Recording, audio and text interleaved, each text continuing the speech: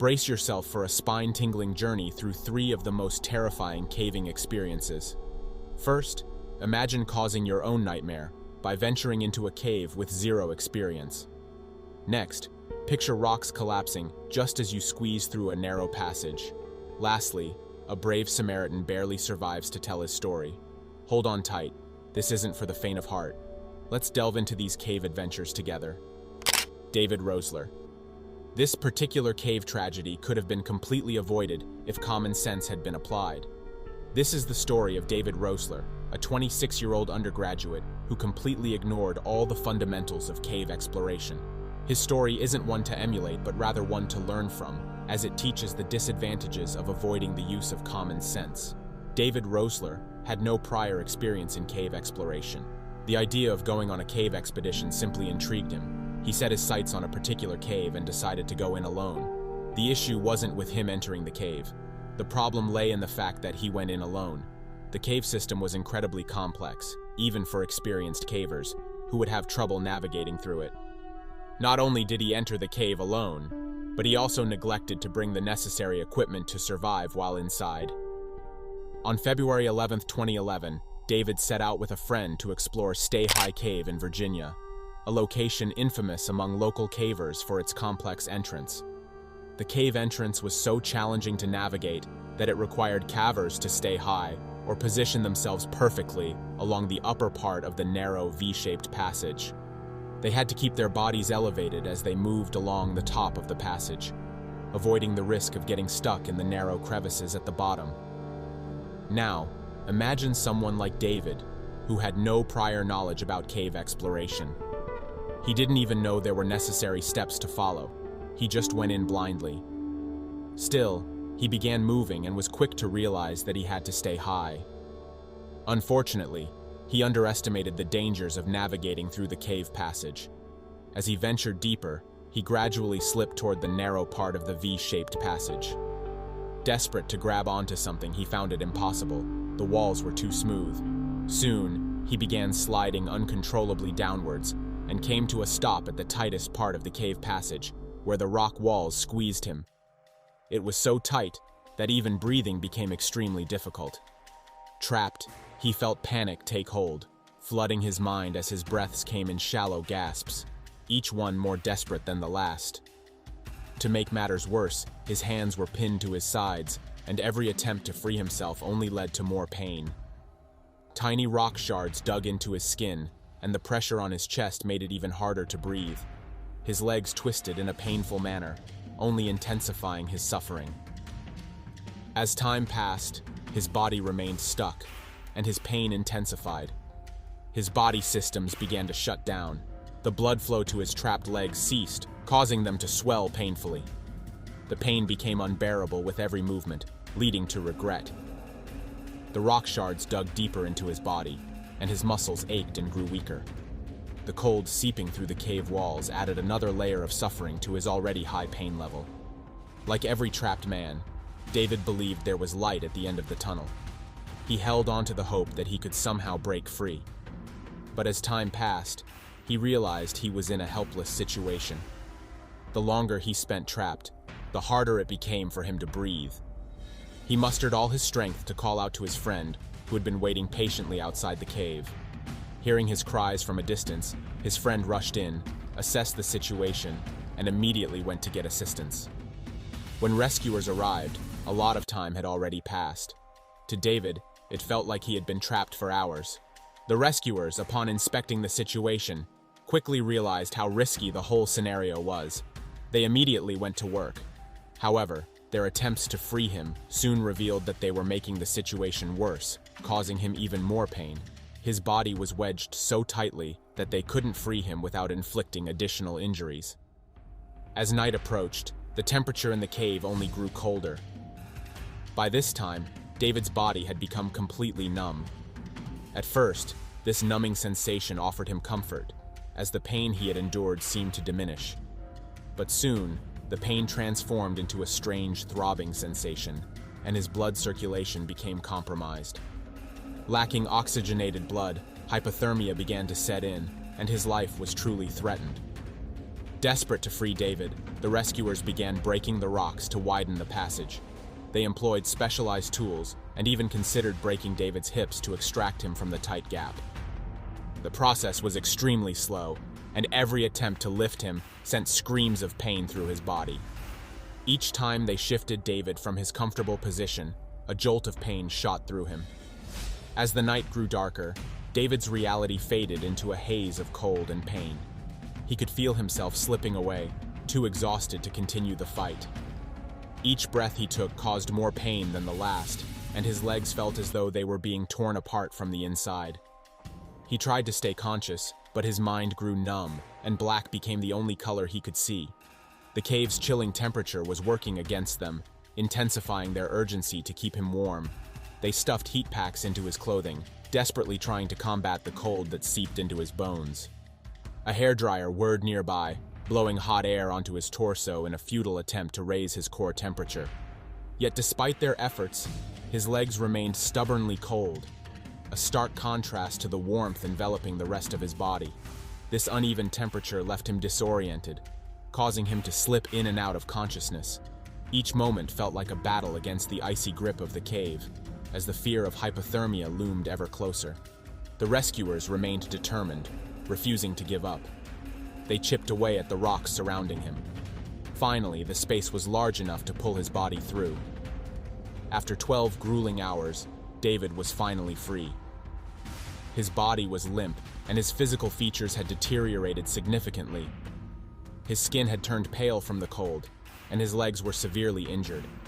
He was immediately taken to Montgomery Regional Hospital, where doctors did everything they could to save his life. Remarkably, David survived the gruesome incident. February 11th, 2011, will forever remain a memorable day in David's life, and he vowed never to explore a cave again. Gordon, a 50-year-old experienced caver, planned to explore Bull Rock Cave in West Yorkshire with a friend. The Yorkshire Dales is home to many limestone caves, which are usually similar to one another. Bull Rock Cave consists of 4 pitches and is about 262 feet in length. On the morning of February 12, 2015, Gordon and his friend gathered their equipment and headed into the cave. They descended to the first pitch.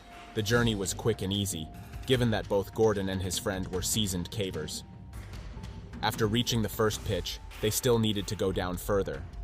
To continue deeper into the cave, they would have to pass through a squeeze, requiring them to crawl on their knees through a tight passageway. For Gordon and his friend, this was not a new situation. They were used to navigating similar squeezes. Confident in his abilities, Gordon decided to enter the squeeze first. He immediately got on his hands and knees and began to crawl through the passageway. While Gordon went ahead, his friend paused to have a drink, waiting for Gordon to gain a little distance. At that moment, everything seemed all right. Suddenly, he could no longer hear the sound of Gordon crawling. He heard a loud noise and immediately shouted out, asking if Gordon was okay, but he received no response. This frightened him, prompting his friend to check on what had happened. Slowly, he crawled down the passage, and it wasn't long before he saw Gordon on the floor, his back facing him. He was kneeling on one knee, with the other leg stretched behind him, and a couple of huge rocks lay on top of him, a terrible sight to behold. Worried for him, his friend tried his best to move the rocks, but they were far too heavy for him to push. Noticing that Gordon appeared lifeless, he quickly went to check for a pulse, but felt nothing.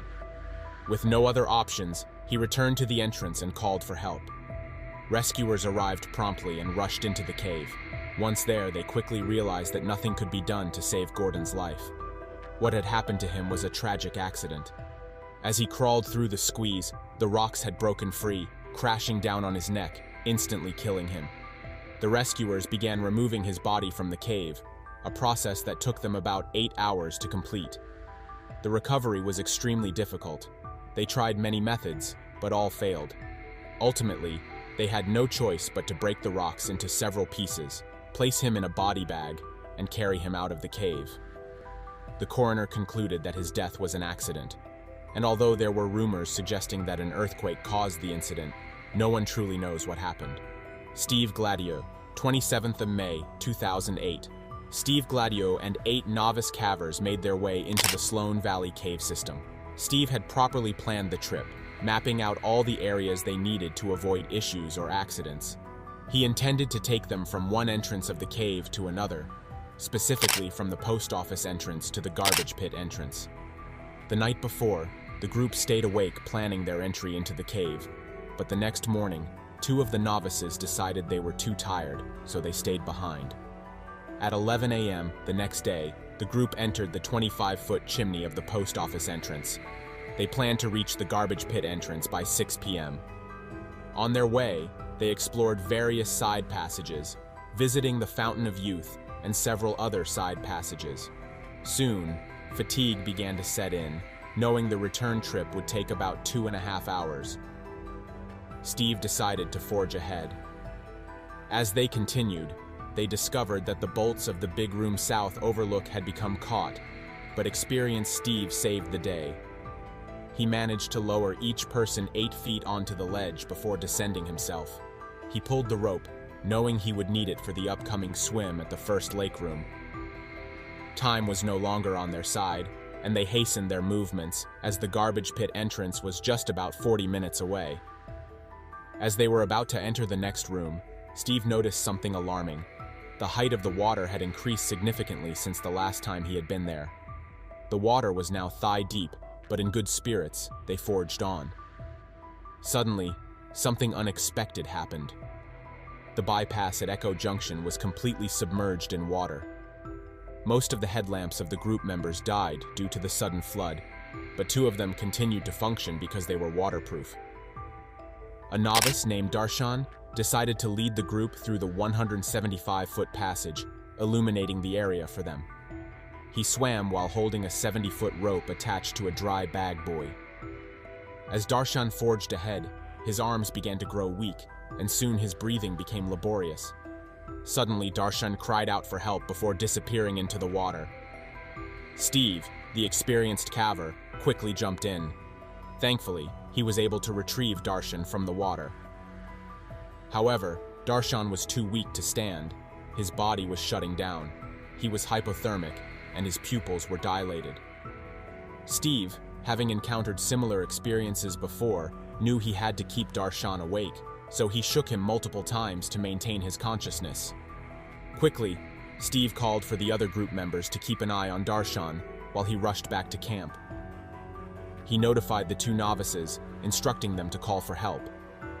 He also went to a nearby landowner's house and used their phone to contact cave rescue services. Soon, the rescuers arrived. Steve quickly led them through the passage to where Darshan was. The rescuers brought food and other essential materials for the rescue. They fed him, and slowly he began to improve, eventually breathing more easily again. The rescue squad took about 5 hours to transport him back to dry land. The operation was successful, and the entire effort, from entering to exiting the cave, took just about 5 hours. Thanks to Steve's quick thinking, Darshan was saved. What would you do if you were spiraling into a tunnel deep underwater with a whirlpool of water pushing you alongside 4 grown men with a couple of tanks through this frightening course, as you slowly lose consciousness, realizing it's inevitable that your life is going to be over in a couple of seconds? This is a tale that only 1 person out of the 5 was able to live to tell, the tale of the dreaded Paria diving incident. The closest thing to evidence of what happened was a GoPro camera that was attached to the kit of one of the divers. The corresponding tale is one to send shivers through your exploring pants. Sit back and hold on tight as we pummel you through the Paria incident. What seemed to be just a normal day for the employees of LMSC Pointe-à-Pierre, a diving company, on the 25th of February in the year 2022, turned out to be anything but.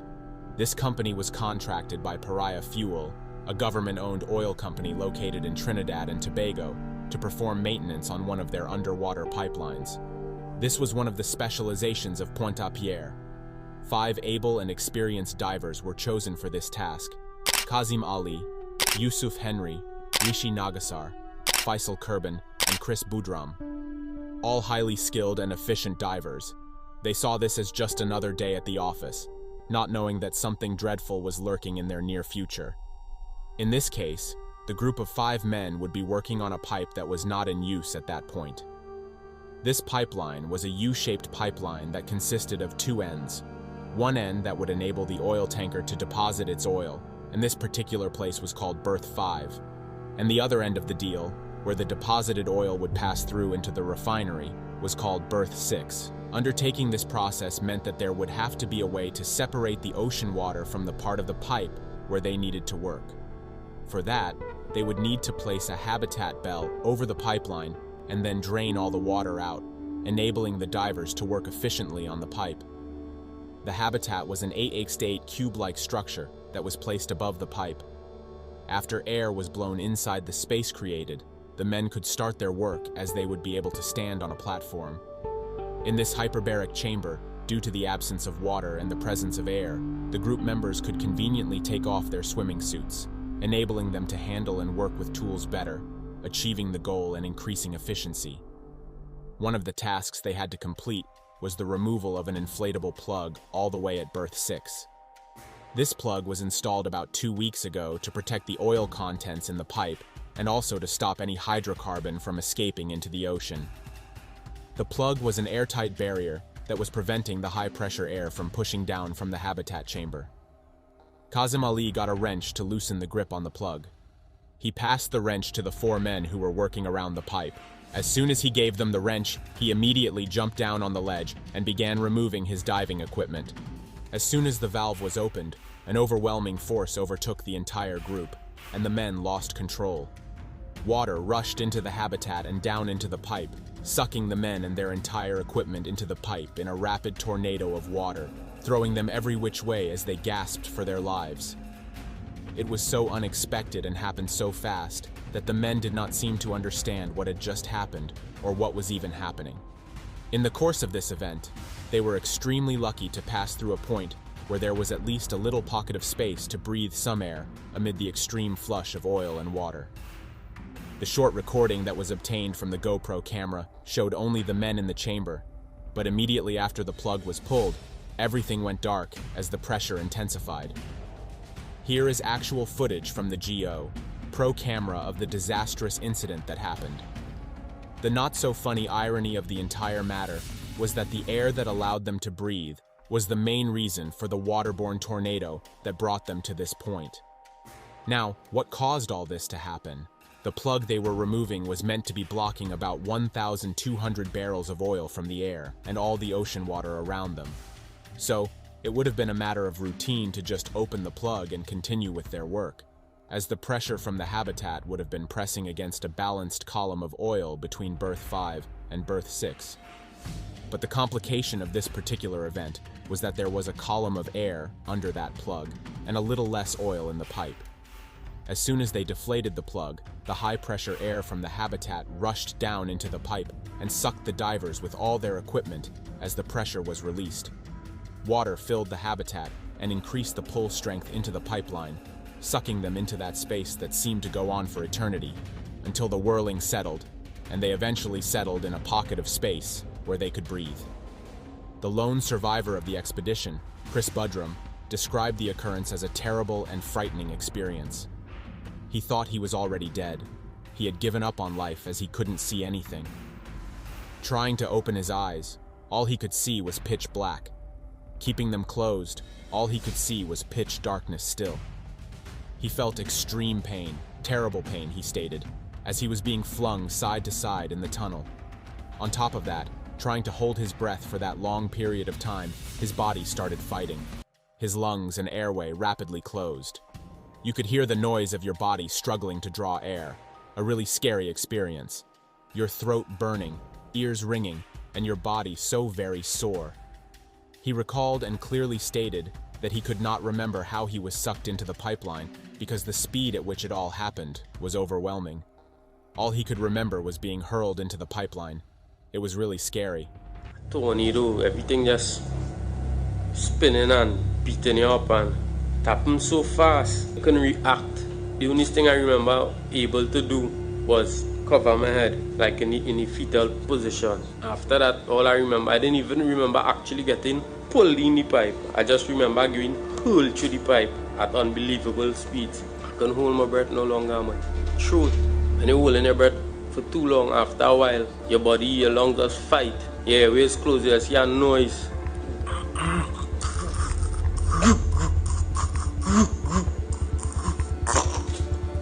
Your body suffering to pull air.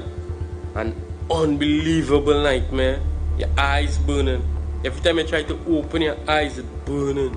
You're pitch black, you can't see nothing. Your throat burning. Your ears ringing. Your body sore. And at that point, I tell myself I was gonna dead. Once the current had stopped throwing them around, the men were stationary, and they started assessing their environment and checking whether all 5 men were accounted for. None of them knew what had happened prior to the moment they were in now. After a short assessment, they concluded that they were inside the pipeline. It seemed unbelievable, but the awful reality was that they were there. They then tried to figure out where exactly they were in the pipeline, but it all seemed harder than it looked. At that point, they were disoriented and had no idea how far they had gone in the pipeline.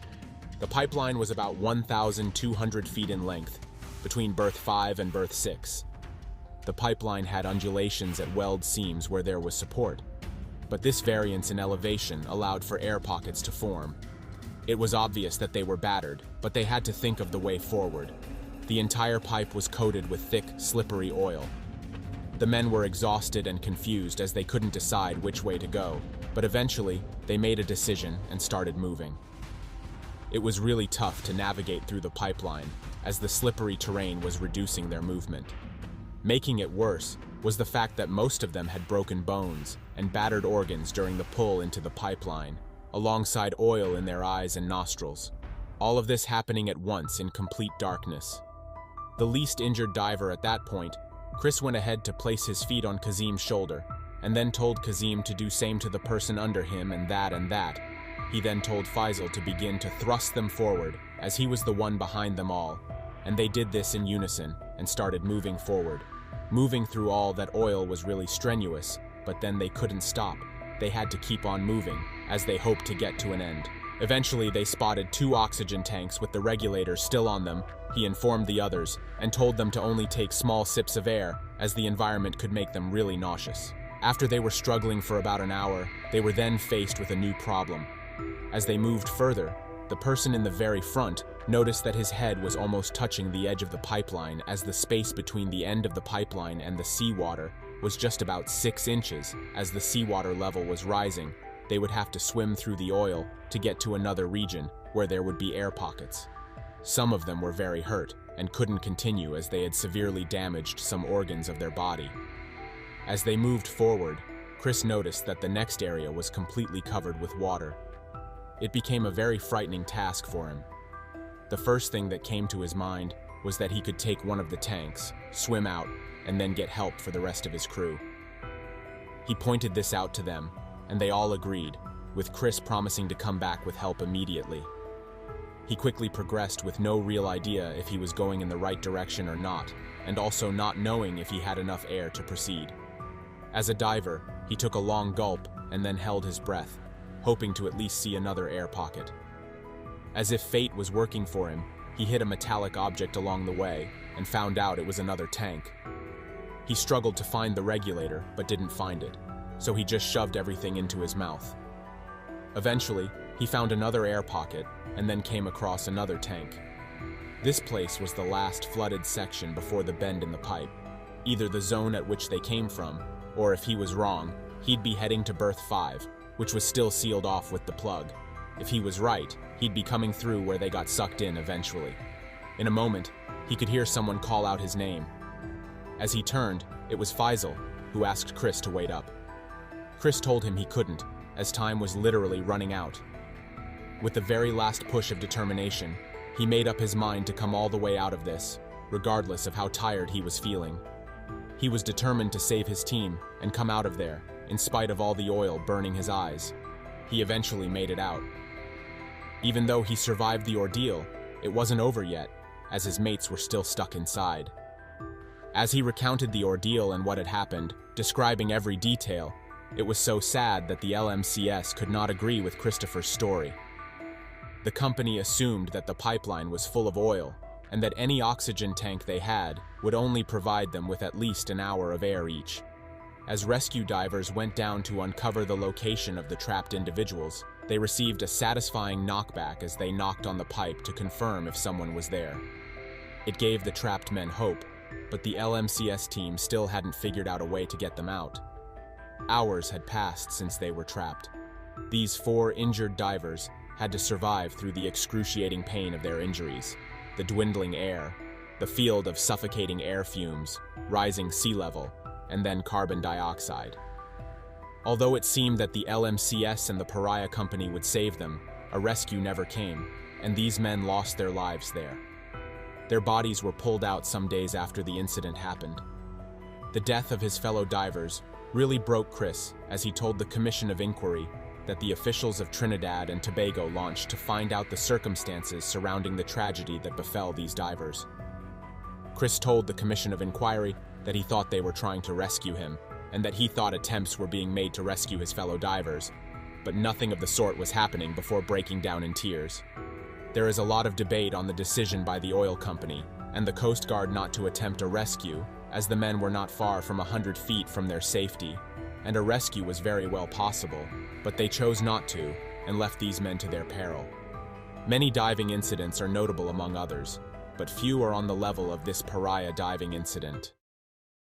Who could have predicted that a day spent doing what they loved could take such a devastating turn? A group of 10 young and skilled cavers, driven by their passion for exploration, ventured into the depths of the unknown, eager to discover new sections of the Mossdale Caverns that had yet to be mapped. However, tragedy struck, and only 4 of them made it back to the surface. Join me as we delve into the devastating events of that fateful day, where excitement turned to terror and lives were forever changed. The Mossdale Caverns is a vast system located in Yorkshire Dales, England, not too far north of Grassington. A caver, named Bob Leakey, began the exploration of the cave in the year 1941. Bob was quite the expert caver, very experienced in his profession. He was so experienced that all of his explorations into the Mossdale Cave were solo explorations. The only note he made was that the cave system was extremely prone to flooding, and it would take about 8 to 10 hours to get to the end of the cave. 2 cavers, Mike Boone and Pete Livesley,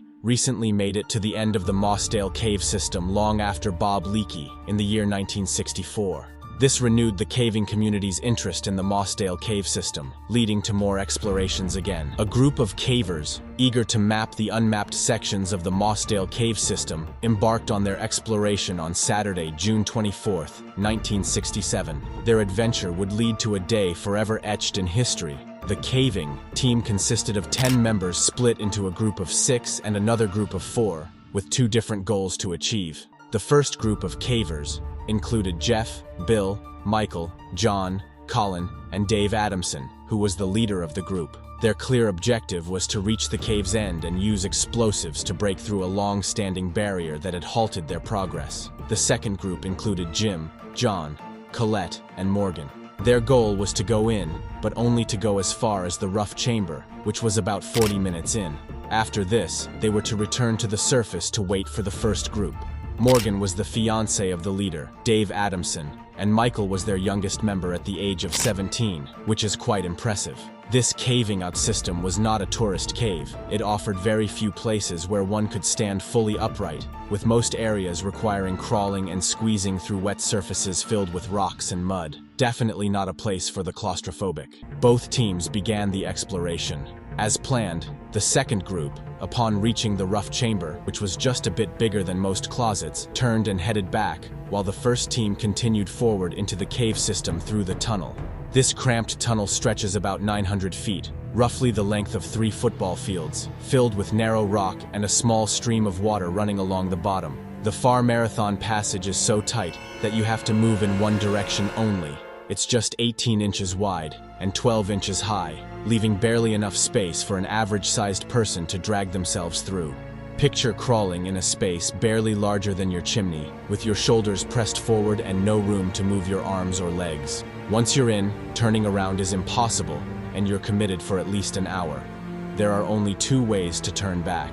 The first lies in finding a larger chamber, like the rough chamber, where they could now change directions, and the second way requires them to crawl backward.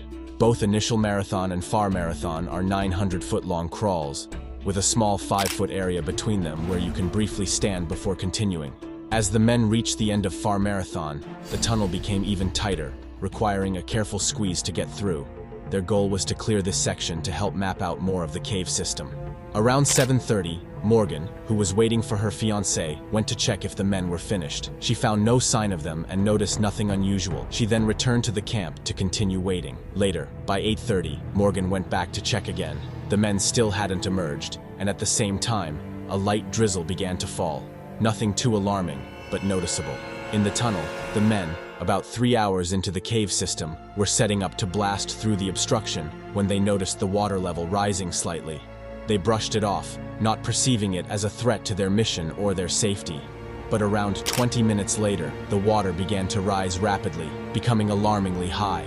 As the water surged around them, they realized the danger and decided it was time to abandon their work and exit the tunnel. Dave, who knew the cave system better than anyone, told his team they would be safe. But no amount of experience could help them escape the rushing water that was quickly closing in. What had started as a small stream was now a powerful flood, rapidly filling the narrow passages. The men soon understood that their situation was much worse than they had thought, with every moment making their escape more urgent and dangerous. Morgan returned to the cave entrance once again around 9 p.m. What she saw made her blood run cold. A massive lake of water had collected around the cave system's entrance. She then thought to herself, if the outside was this bad, the Caverns must be in deep trouble. Quickly, she snapped out of her trance, deciding it was better to take action than to think. She then raced back to the camp to get help.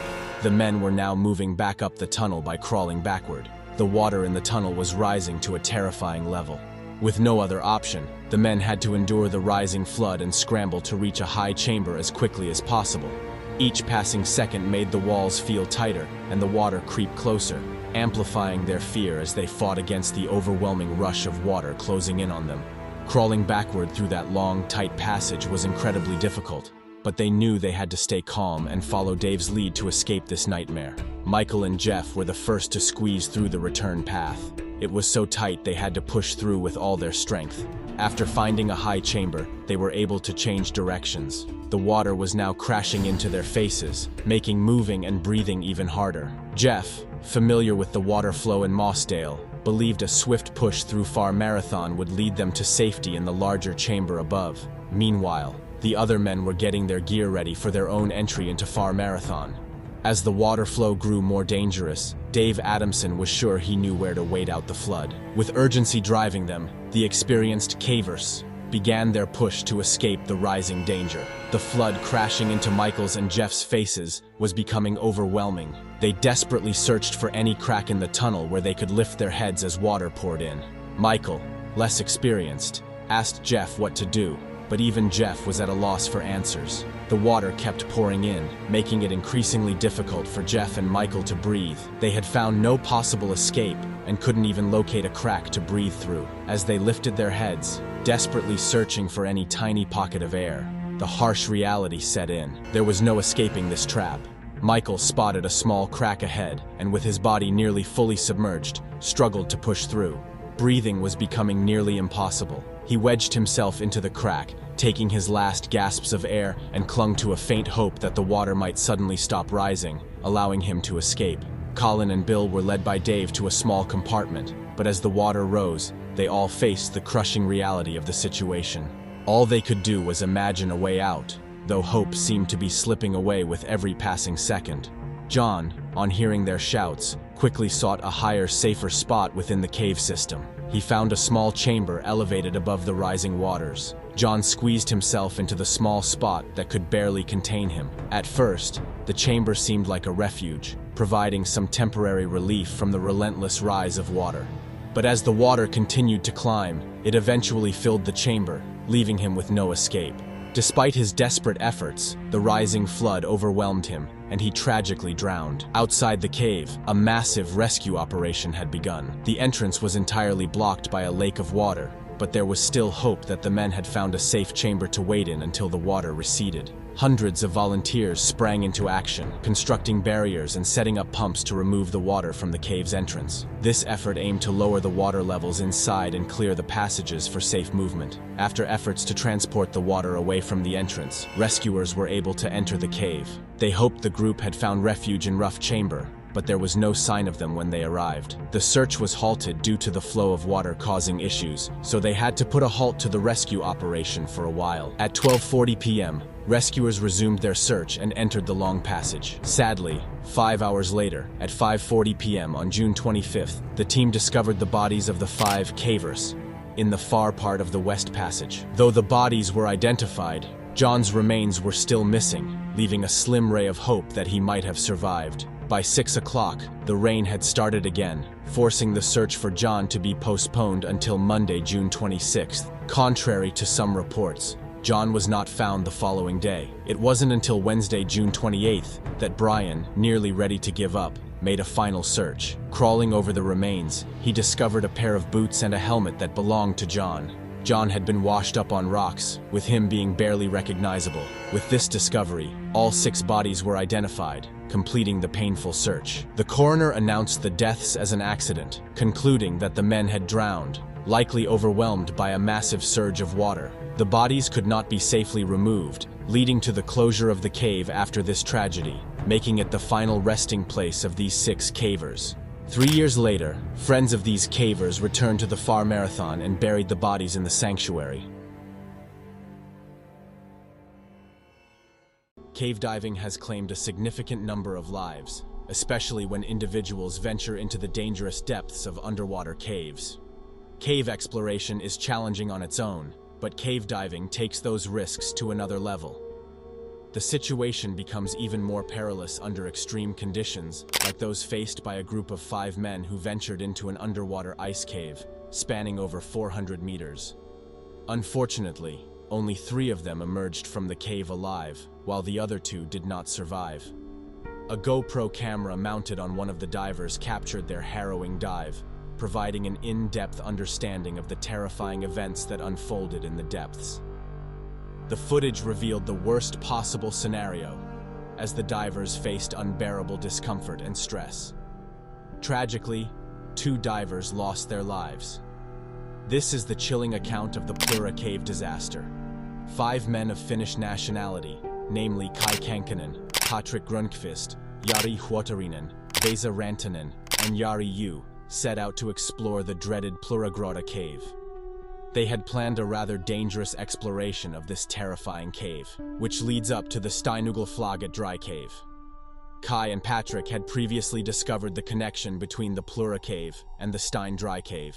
These 2 explorers, alongside another diver named Sami Pakarinen, had successfully completed a dive from the dry cave's entrance to the Plura cave opening, which they called a traverse.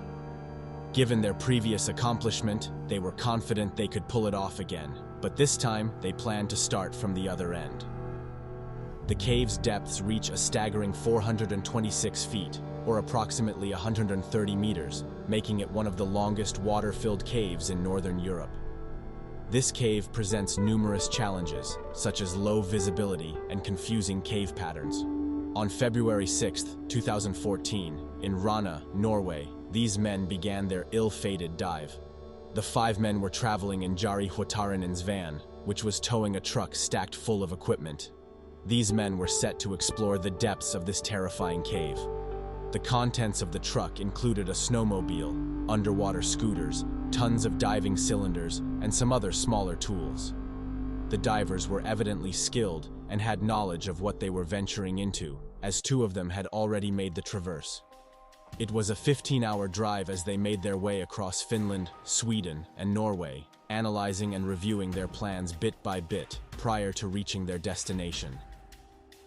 The dive was speculated to take only 5 hours if everything went according to plan. They decided to split into 2 teams once inside the cave to prevent and reduce sediments and ensure water clarity. They arrived at Rana and then rested at the Jorbru farm for the night, as they were exhausted from the long drive. Diving to depths exceeding over 130 feet is considered technical diving, and divers who wish to undergo this kind of expedition must have undergone special training, as specific qualifications are required. According to confirmed reports, each of these men were certified deep water divers and certified CCR, closed circuit rebreather, full cave divers, according to international standards. The qualifications these men possessed gave them the right to undertake such a dangerous dive. However, despite their qualifications, experience, and training, this challenging dive was soon to become the most terrifying nightmare they would experience. They got up in the morning, prepping for the dive. The temperature was below freezing at -3°C. To get to the cave entrance, the men needed to dive through the frozen Plura lake, and they began sawing an entrance to grant them access to the cave. Kai, Vesa, and Jari Yu left for the entrance of Steinugel, the dry cave, to drop off some equipment. Meanwhile, Patrick used a chainsaw to open a triangular space on the frozen lake. Preparations were going very well despite the low temperature and the late start, and all things were going according to plan.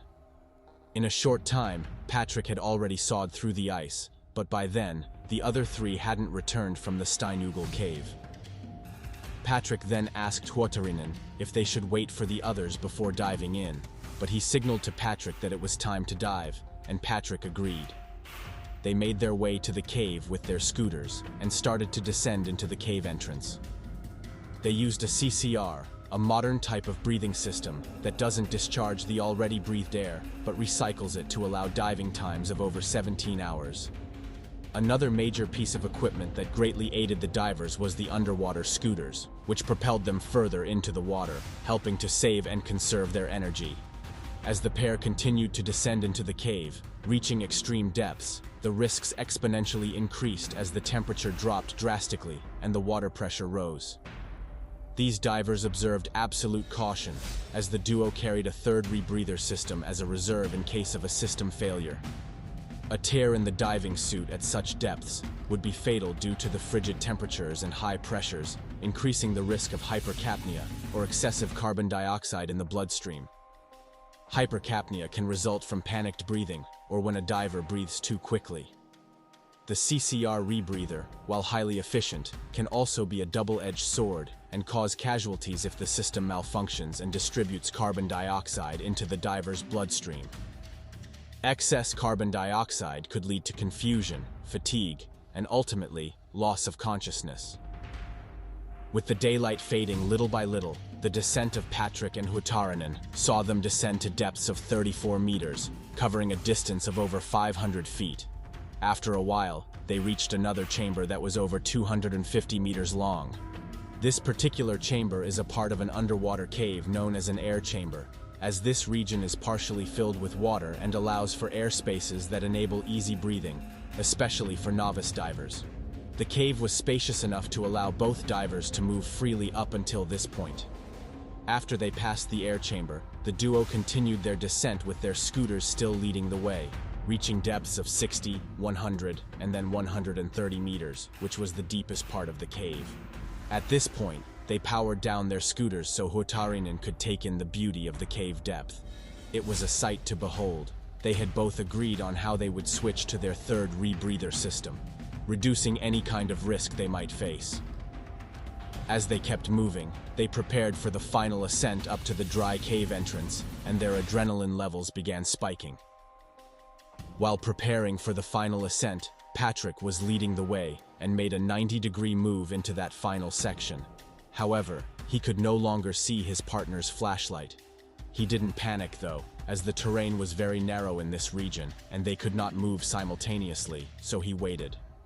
Suddenly, he saw Huotarinen's flashlight moving erratically, as if Huotarinen was in a state of shock or intense panic, with the light waving up and down, signaling distress.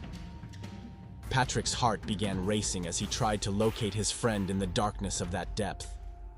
Finally, he was able to make his way back to Huotarinen, who demanded that Patrick remove his bailout cylinder as it seemed to be blocking his path. Patrick did that in haste, but still, Huotarinen remained trapped and couldn't move. Then, Patrick noticed that the cord of Huotarinen's scooter was stuck between two rocks. Though it seemed like an easy task to free the cord, even after being freed from the rocks, Huutarinen was still panicking and screaming, asking Patrick to give him the bailout gas. At this point, there was nothing in Huutarinen's mouth. Now panicking, Patrick placed a regulator in Huutarinen's mouth and pressed the purge, but Huutarinen inhaled cave water instead, sealing his fate due to the excess amount of carbon dioxide at such depths.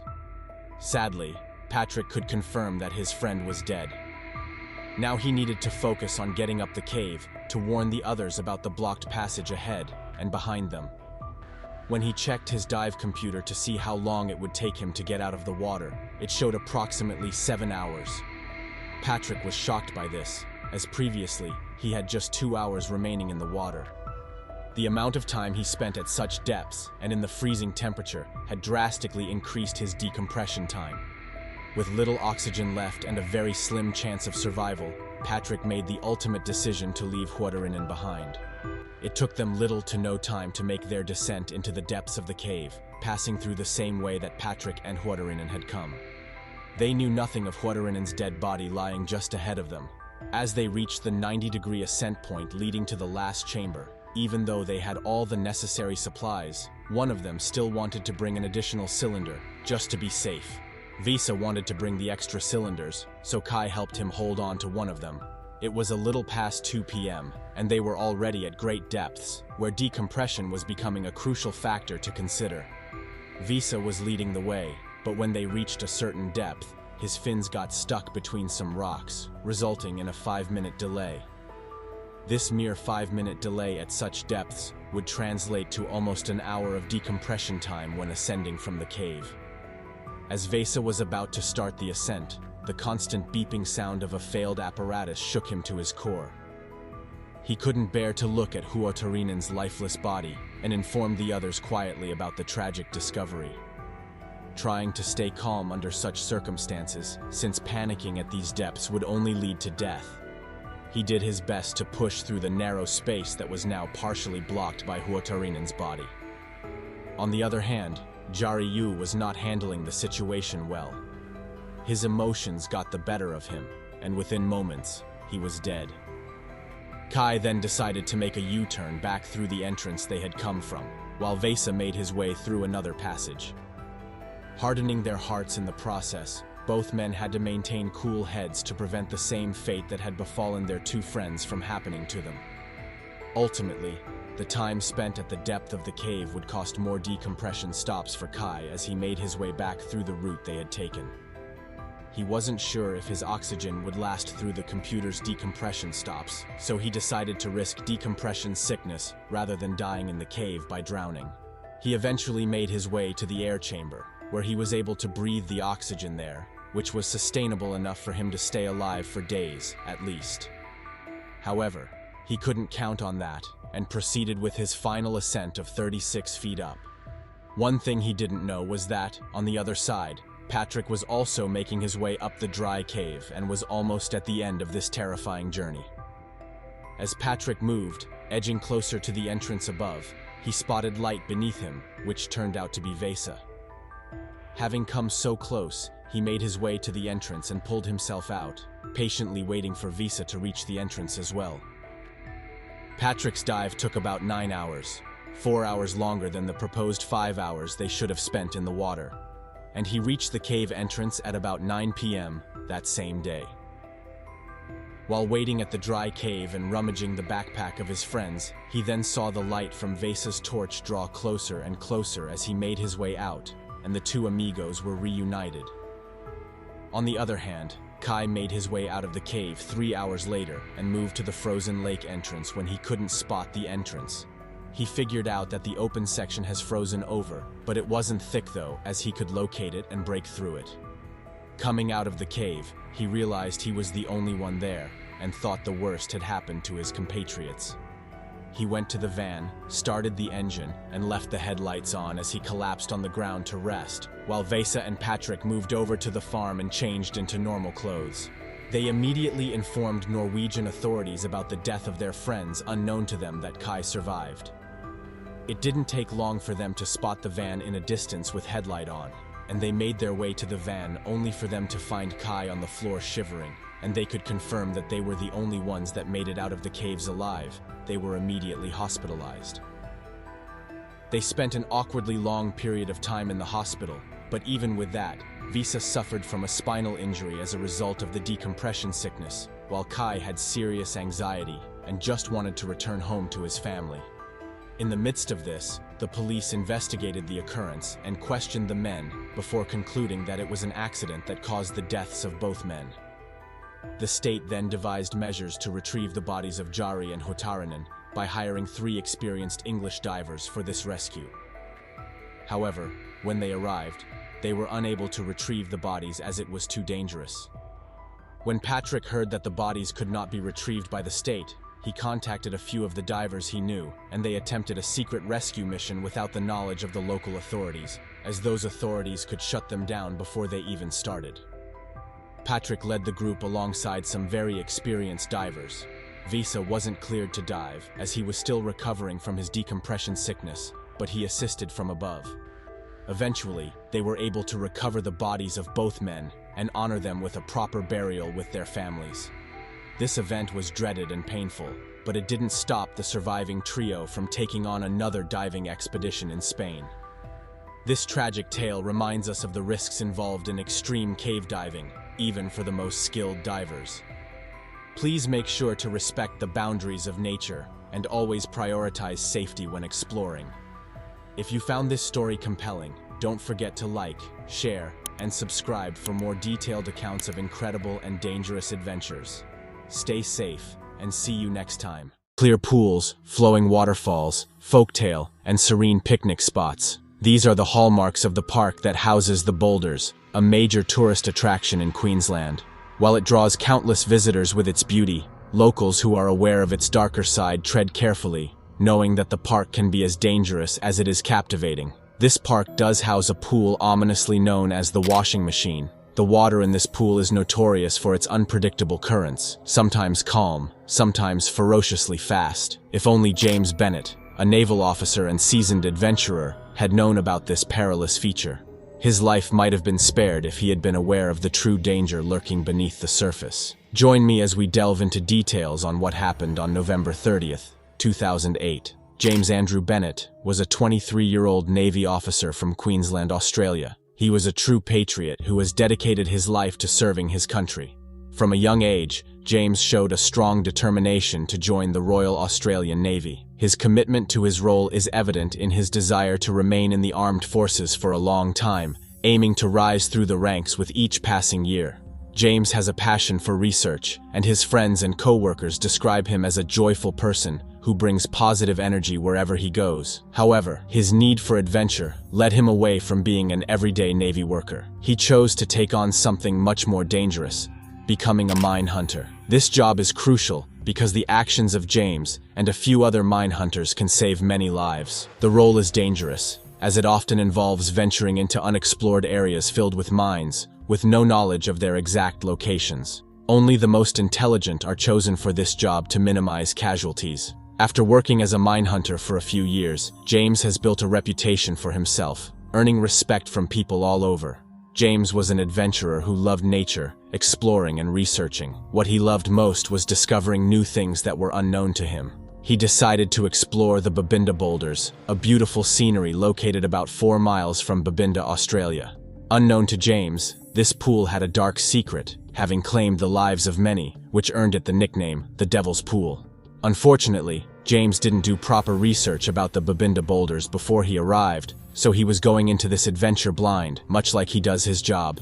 James called his friends Adam Farley, John Twala, and Zoe Twala to invite them on an adventure, and they all agreed. James arrived first, while the others drove down together. Despite this, they all reached the park around the same time. The adventure began like any other. It was calm, and they took in the view of the beautiful boulders. They strolled down to the picnic area of the park and headed to the Devil's Pool from there. When they got to the pool, the water was roaring. John, who was calmer than the rest and had an eye for spotting odd things, noticed a sign that said, "Do not go down into the water." He immediately called his friends' attention to it, warning them that it was too dangerous to get in. He suggested they could still have fun without getting into the water. They all agreed that they would not go in. Not far from where they stood, they spotted some local kids jumping into the water on the other side of the creek. The sight of the kids, who were without adult supervision and jumping in and out of the water safely, made the group question their decision. They wondered if the kids could do it, why couldn't they? John, however, didn't share their thoughts. Seeing the kids in the dangerous water enraged him. He wondered what kind of parents would leave their children unsupervised in such a park filled with warning signs. John feared that if one of the children got swept away by the current, it could be a devastating scene with no way to save them. As John continued to watch, he noticed a few people with backpacks appearing out of nowhere. It was strange, because these people seemed ready to get into the water and looked like they weren't with the kids. While the group was debating whether to enter the water, they noticed John was distracted, possibly thinking of going in to grab the kids. Suddenly, John, who had initially been against going into the water, climbed over the railings. He motioned for his friends to join him in investigating what was happening. Unknown to them, this decision would turn out to be one of the biggest mistakes of their lives, one that would remain etched in their memories for a very long time. Despite its calm appearance, with no clear warning signs, the area seemed to encourage the group to go in and swim, giving them a false sense of security. When they got there, they prepared for a relaxing afternoon of swimming, having fun, and catching up. They perched themselves on a large rock and took out some adult beverages from their bags. The view from the rock was breathtaking, which prompted John and James to go into the water for a swim. The initial plan was to get in and out of the water quickly. Seeing John and James having a good time, Adam felt motivated to join them for a swim. So, they all went to the calm edge of the water, where the current seemed weaker compared to the other parts. After a while, Adam got out of the pool, dangling his legs above the water. James decided to swim over to join his friend. Suddenly, as James swam down to meet Adam, he felt a strong surge in the water current. Panicking, he began to lose control, and not long after, his body disappeared beneath the surface. Adam was about to jump into the water to join James when he noticed what was happening. James was screaming and shouting, scared for his life. He was trying his best to move forward, but the current pushed him backward toward the downstream end of the pool. From his experience in the Navy, he knew that was the worst place he could be, so he tried everything he could to avoid it. James spotted a branch from a nearby tree and grabbed onto its branch, holding on for dear life. Even though the water was still pulling at his body, he used every bit of strength he had to cling to the branch, which was his only lifeline. But as luck would have it, the branch snapped in two. Adam, worried for his friend, knew he had to act fast. He ran around the edge of the pool, his fear of the rushing water growing with each step. As Adam called out for James, he saw a hand stretch out from the water. Summoning his courage, Adam stretched out as far as he could, desperate to reach James. Almost instantly, James's struggle seemed to cease, and his arm slipped out of sight. He had already given up. Seeing this, Adam was terrified and shouted for the rest of their friends, who were shockingly unaware of what was happening around them. Fear and panic were evident on all their faces.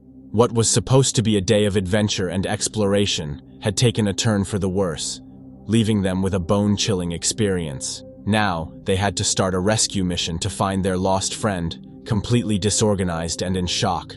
Folklore tells that the park might be haunted by the spirits of two young members of the Yavinji tribe who were settlers in Babinda before Western society arrived. A young woman named Ulana from the tribe was promised to the tribe's leader, Warunu. Ulana, who had no feelings for Warunu, was betrothed to him at a very young age, but fell in love with another man, Dika, a young warrior of the tribe. Dika reciprocated her feelings, and they soon became lovers. Determined to escape Warunu's wrath, the two decided to flee from Babinda. However, they were discovered by the tribe leaders who hunted them down. They fled until they reached the boulders region of the park, where their pursuers had already caught up to them. In a desperate move, Ulana jumped into the river, calling out for her love, Dika, who followed her not long after. Tragically, Dika perished in the river, and Ulana, overwhelmed with grief, cried out in pain. It is said that her anguished cry shattered the rocks and turned the pool around her into a raging current. To this day, people believe this tale, assuming it to be the reason why young men are lured into the pool region and killed, claiming that Ulana's curse still lingers. John and Soy, still at a loss for words, left the danger site to join the rescue team at the picnic area. At around 3 p.m., they called the police department in Babinda. Understanding the urgency, The police quickly dropped what they were doing and headed to the park. The police, EMTs, and the rescue team arrived with sirens blaring and faces set with determination. The police began investigating to understand exactly what had happened. Adam, still in shock, tried his best to recount the events to the police. As the efforts of the rescue team and police seemed to be in vain, the department decided to enlist the help of the swift water rescue team from the Queensland Fire Station and contacted other emergency agencies. Each agency responded swiftly to the distress signal, and the search for James continued. Due to the treacherous nature of the washing machine pool, most rescue officials hesitated to enter, finding it a difficult terrain to navigate. The police, still puzzled, asked if James had been drunk when the incident occurred. They were told he had only taken a small drink before swimming. For about 10 days after James's disappearance, various rescue teams took shifts to avoid burning out. Everyone knew that if someone was lost at sea for 10 days, the chances of survival were slim, but the constant search continued in a desperate attempt to deny the inevitable. On Tuesday, December 2nd, just as the sun began to rise, the officers noticed something that looked like a body quite far from them, so they went to investigate.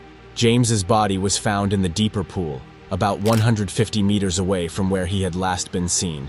The current in the area was truly dangerous. The atmosphere was filled with grief from the naval officers, his friends, and his family. The team made their best efforts to retrieve his body intact. Hours passed, but they were able to accomplish this by 4 p.m. Dr. Bottarelli, after consulting an autopsy, concluded that James had died by drowning. He suffered greatly due to how the current carried him around, causing him to be repeatedly thrown against the rocks. James Bennett's tragic story is a powerful reminder of nature's hidden dangers. Remember to always respect local warnings and stay safe during your adventures. If you found this story insightful, don't forget to like, share, and subscribe for more true stories. Stay tuned for our next video. This location would be a perfect example of trouble in paradise. Jinny Springs is a wonderful and totally beautiful relaxation area, as the spring water is seemingly crystal clear and a completely see-through water body, making it an amazing beauty to behold. But under the veil of beauty and magnificence are the caverns beneath the spring, which have led to the deaths of about 28 individuals since they started taking records. But 28 deaths from this haven. That's like a man being so attracted to a seductive Medusa, and the moment he gets close, she rips off the scarf, and the snakes eat him up, or turn him to stone. I really don't know which they do. But anyway, we're here to talk about a Medusa named Jinny. Let's get straight into this terrifying tale. These friends decided to go on a vacation. And what other place would be as beautiful as Jinny Springs? This private park has been owned by the Ray family since 1971 and was opened officially in 1976 when scuba and recreational diving became vastly popular. Located in Gilchrist County, just about 10.5 kilometers northwest of High Springs in the city of Florida, United States, this amazingly gorgeous pond is filled with clean and clear water that constantly runs into the Santa Fe River, to which it is connected. It inhabits caverns with a sand and beautiful limestone bottom. Over the past millions of years, the water from the pond would have completely filled the entire network of caverns, making for an underground cave system.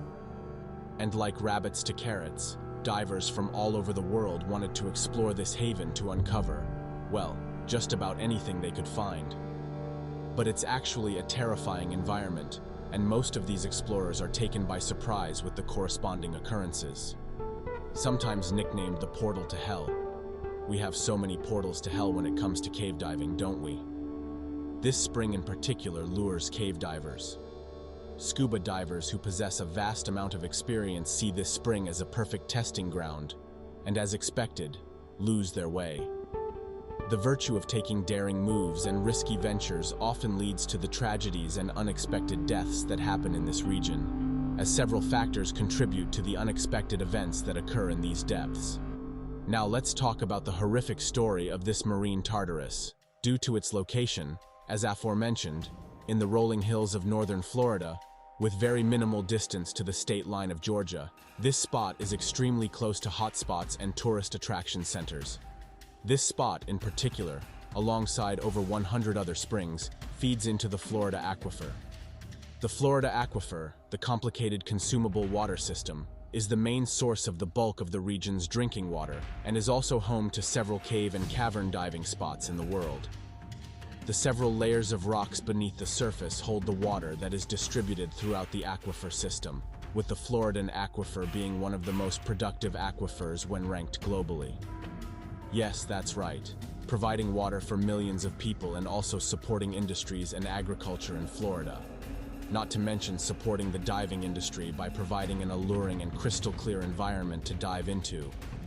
It looks like an open pond with clear waters when starting from the outside.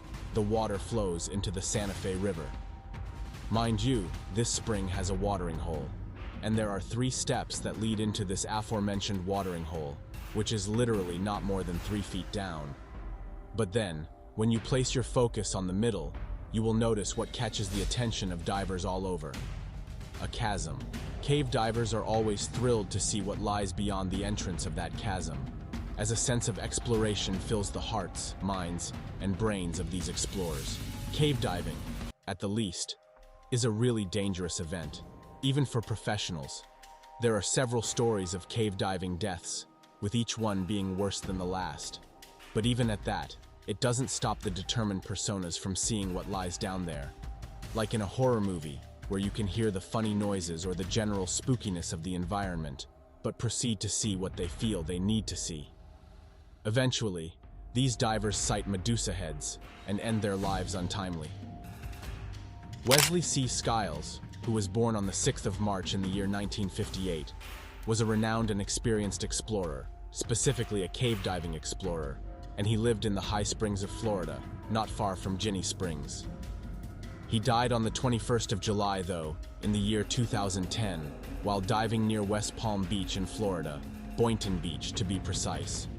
Being a cinematographer, he conducted many film projects for some popular groups, such as the National Geographic Society and the National Geographic Antarctica Expedition, making him the very first human to set foot on the iceberg B-15. He had quite enough on his portfolio to state that, "I've lost 28 friends," while also stating that the venture is extremely dangerous. These 28 lives were the only ones recorded since they started keeping records, and they all died from something seemingly common between divers, which is bluntly venturing into parts that are way too far from the entrance of the spring, and eventually they lose their way, run out of oxygen, and before they can make their way back to the surface, they're long gone. Well, that's just what I think, but accident statistics also show that divers lose their lives for 3 major reasons. Lack of a properly used guideline, lack of sufficient reserve gas, and lastly, which I also stated, diving beyond the safe operational limits. Why do scuba divers always mess up and end up in trouble? There's a literal 90% mortality rate for divers who explore natural overhead habitats without the necessary cave or cavern training. While cavern diving is one in which the entrance is still in sight, cave diving is when you're too far in to even spot the path to the cave mouth. The realization and the reality of what this survivor of a near-cave tragedy was about to venture into were pretty scary and totally frightening, to say the least. But he went ahead and ventured in anyway. The divers were a team of 5 personnel that made it into the spring that day. Skiles led the way with him, of course, and 3 men he presumed were from Skiles' crew, as he had brought them. These men brought along amazing lighting equipment that really lit up the entire cave, making it easier and pretty seamless to record underwater. The temperature down there was seemingly cold and completely freezing, sending chills down their spines even before any chill of impending tragedy or whatnot from the depths of the cave. At an intense 72 degrees Fahrenheit, we had to employ the use of protective gear and really thick clothing, with wetsuits over 4 millimeters thick and protective hoods. They steadily made their way through the first cavern. While he followed slowly behind Skiles, it wouldn't have mattered if he was a muscle man of sorts at that point. Skiles was the one. As the lights were turned on, you could see the beautiful limestone formations alongside all the edges and corners, and even the many nooks and crannies were visible. In this beautiful cave, like a gold mine, the cave radiated the light that was put in place. At least some reason could be visible as to why someone would risk their life to get into positions such as these. Unlike caves found in oceans and some other huge bodies of water, the clarity inside the cave was probably at 101%, as the waters were as clear as nothing, if you know what I mean. That would completely explain why this spring supplies the Florida aquifer, as the purity of this water beats all allegations. Jinny's spring was so clear that the famous French naval officer, who was also an oceanographer, filmmaker, and author, talk about a jack of many trades. Well, this persona also co-invented the first ever successful open-circuit self-contained underwater breathing apparatus. Yup, he's that guy. Jacques-Yves Cousteau co-invented the scuba device, which he called the aqua lung, and it assisted him in his career as an oceanographer, allowing him to produce some of the very first underwater documentaries. Well, enough history talk. When this prominent figure set his sights on the beauty that lay beneath that spring, he quoted saying, "Visibility forever." But then, for people who are claustrophobic, I mean people who are terrified of really confined spaces, you should probably beware of this cave, because your mind will constantly remind you that, hey man, if not for the light, the walls in here would literally close in on you, and there's nothing you'd be able to do about it. Once you get inside the cave, the regions with confined spaces far outnumber the actual free roam areas. Talk about being both claustrophobic and having a fear of dark places. Dude, you should literally run from that cave if you love yourself even a little bit. So, they all grabbed onto a permanent rope line that was fixed on a particular rock and then proceeded to descend further into the cave, mind you, still trailing behind Skiles carefully. Then, the men got to an area that was a little bit larger in a way and had more space. At this point, it felt as though they had made it to the center of the Earth, as this zone looked more beautiful and rather natural than the other regions. In most caves, there are usually air pockets, small air pockets on the cave ceiling, which sometimes could be a lifesaver in very dire moments. These air pockets were full of tiny holes and divots, and these globules of mercury didn't seem like anything resembling a bubble at all. At least that's what you'd expect. Instead, there was a mosaic that was unusually unexpected and evidently stunning. Skiles saw a vast and immensely dark recess point off to the side, and he led the way into it.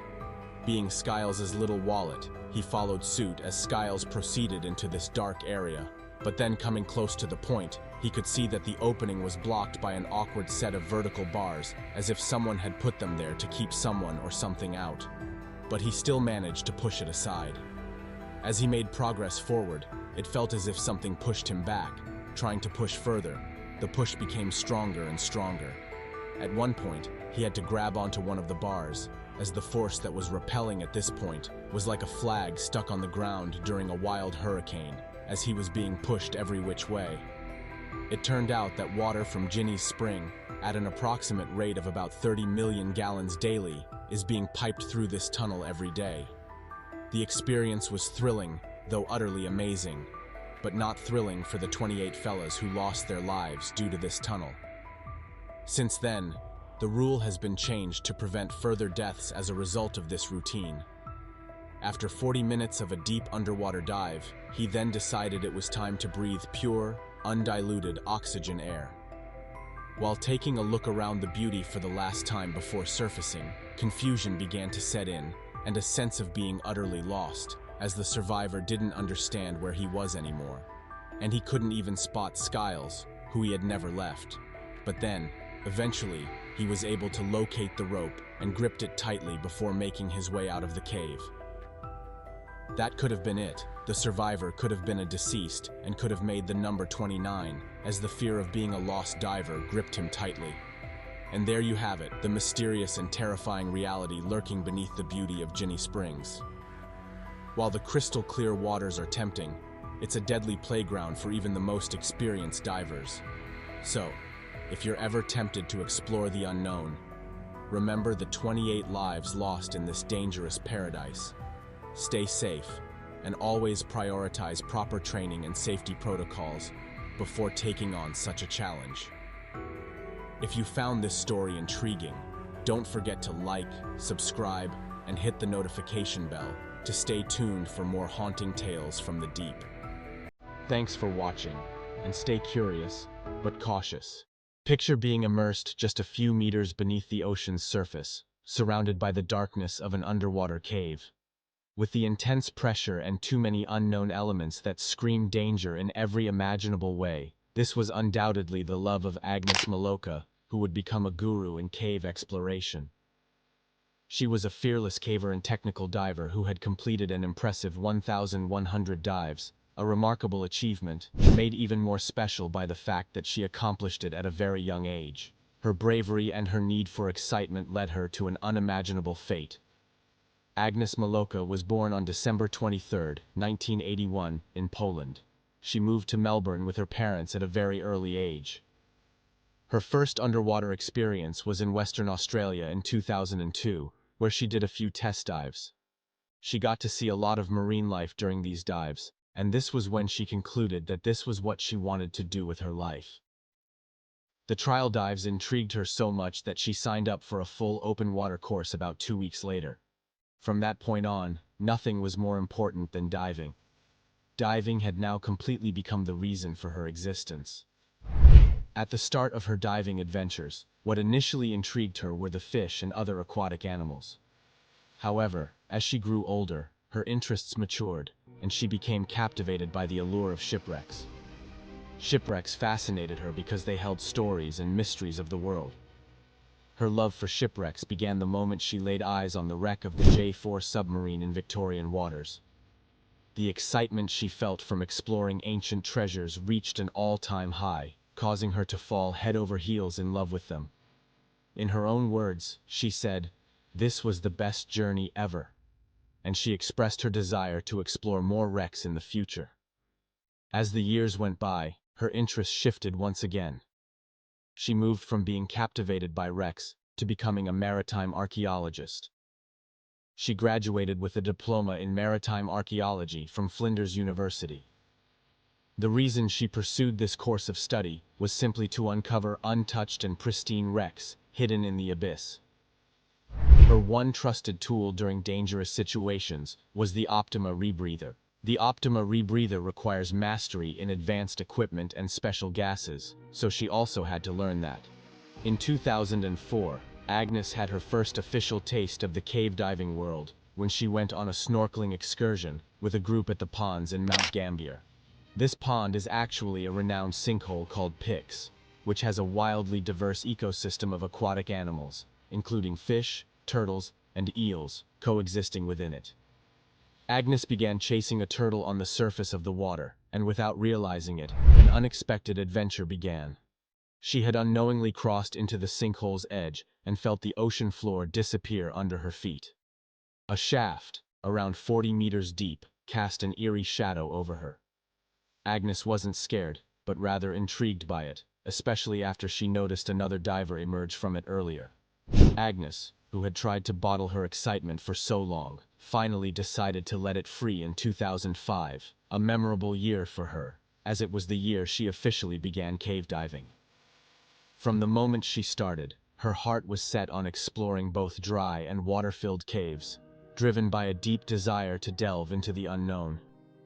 She spent about a year exploring Florida's cave country, where she learned a lot, reaching unexplored depths and mastering the art of laying lines, ropes used to navigate through cave systems. When Agnes returned to Florida, she was able to lay kilometers of line through the cave system. The most significant achievement she accomplished was connecting Peacock Spring to Baptizing Spring, which extended the system by more than 2 miles. She also explored multiple stunning caves in Australia, Mexico, and the Bahamas, among other places. In Australia, her ability to push herself through unexplored depths enabled her to achieve the remarkable feat of reaching the back of Australia's longest cave, which earned her the record for the deepest female cave dive in Australia. Agnes was gifted with a petite stature, making it easier for her to navigate tighter enclosures than the average-sized male diver. Besides her petite shape, she learned something even more useful, a special technique called no-mounting, which involves removing the tank from her sides or back, making it run or trail behind her. By using this technique, combined with her petite shape, she was able to maneuver through multiple restrictions, allowing her to venture into many unexplored territories. Agnes loved recording most of her explorations. She regularly shared her adventures and trips with the world through pictures and videos she took while underwater. She had a website where she shared all this information. Her blog posts confirmed her deep love for exploring. She didn't just talk about the good, she also made it a point to discuss the explorations that went wrong. December 7th, 2010, she shared a new post stating that she had her share of issues underwater, such as scooter failures thousands of feet into a cave. She also mentioned that she had been lost, stuck in tight places, and stung by sea creatures. But to her, all these were just minor bumps in her path. She shared that the only solution to all these challenges is to stay calm, don't panic, and have sufficient training. The thing is, even if you are an expert at handling dangerous situations, putting yourself in too many dangerous situations will eventually catch up to you. Agnes wrote a blog on Tuesday, November 30th, 2010, which was dedicated to Tank Cave. She described it as a hidden gem in the South Australian Mount Gambier area. Divers have been captivated by its 23,000-foot maze, earning it the title of one of Australia's longest caves. Because of the hype around the cave, most divers imagined that the trip to the cave would be disappointing after all the fuss leading to the first dive. But Tank remains different from any other cave in the Mount Gambier region, as it's a beautiful gem. The cave is very beautiful, and it's shallow too, with a maximum depth of about 65 feet. There is no water current to battle, and the water is quite clear. What could possibly go wrong here? Little did she know that the cave she loved so much did not love her back, as her second exploration of it would lead to a change in her destiny. On February 27, 2011, Agnes was back in the Tank Cave in South Australia. The Tank Cave isn't too far from her very first cave adventure, which was at the Piccaninny Ponds in 2004. She embarked on this journey with a group of 10 cavers. Their intention was to explore depths no one had gone through before. That morning, excited as ever, she and her associates made their way to the Tank Cave, which would become the turning point in Agnes's life. As they began moving through the cave system, they encountered a small opening. Unbeknownst to them, this was the site where a huge disaster would unfold. When Agnes visited this place in 2010, she had already put down a 1,000-foot line, a clear sign that a large part of this cave still remained unexplored. Agnes once had a dream that one day the cave system would be deeper than 33,000 feet, which would shake the world of cave exploration. Agnes described the Tank Cave as a spider web gone wild, based on its appearance. The walls and roof had already become soft and squishy, meaning large chunks of the roof would rain down as you exhale, reducing all visibility to zero. To go through this particular restriction without trouble, it's usually recommended to take off one of your air tanks. On this August day, Andy Higgins, a fellow cave diver and the supervising guide for that day, unlocked the gates leading up into the cave and arranged a ladder for the divers to access it. As a safety precaution, the divers were to follow a schedule with a compulsory rule. One diver must always stay at the entrance of the cave while the others ventured in and out.